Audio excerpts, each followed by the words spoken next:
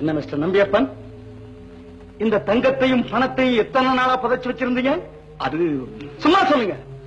அதான் எல்லாத்தையும் பிடிச்சாச்சே. 8 வருஷமா புதைச்சு வச்சிருந்தேன். 8 வருஷமா?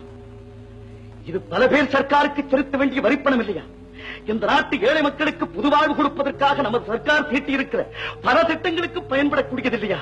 இப்படி ஒருத்தருக்குமே பயன்படாம 8 வருஷமா புதைச்சு வச்சிருக்கீங்களையா? இது நியாயமா? மிஸ்டர் நம்பியப்பன், இந்த நாட்டு சட்டப்படி புதைக்கப்பட வேண்டியது பணம் ஒண்ணுதாயா. அதே சட்டப்படி வெளியே நடமாட விட வேண்டியது பணம்.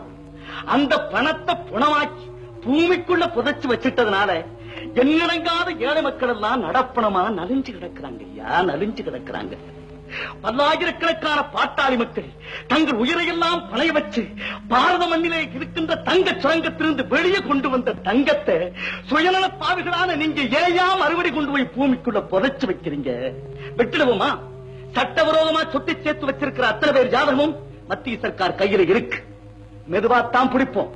பிடிச்சா இப்படித்தான் பிடிப்போம். நீ என்னங்க கொம்பாதி கொம்பனா இருந்தாலும் பிடிக்காம விடவே மாட்டோம். Be careful. Come on. ஐயோ, என் பையன் எல்லாம் போச்சு. நான் சேர்த்து வச்சிருந்த பணம் எல்லாம் போச்சு. நான் புதைச்சு வச்சிருந்த தங்கம் எல்லாம் போச்சு.